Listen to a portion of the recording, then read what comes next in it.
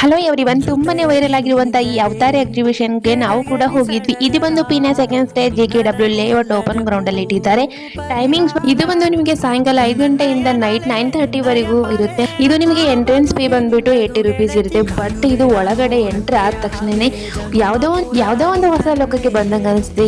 ತುಂಬಾನೇ ಚೆನ್ನಾಗಿ ಕ್ರಿಯೇಟಿವಿಟಿ ಮಾಡಿದ್ದಾರೆ. ಇದರಲ್ಲಿ ಇವಾಗ ಟ್ರೆಂಡಿಂಗ್ ಇರುವಂತ ಅವತಾರ ಮೂವಿಯ ಎಲ್ಲಾ ತರದ ಥೀಮ್ಸ್ ಪ್ರಾಪರ್ಟೀಸ್ ಲೈವ್ ಆಗಿ ಕ್ರಿಯೇಟಿವಿಟಿ ಮಾಡಿದ್ದಾರೆ.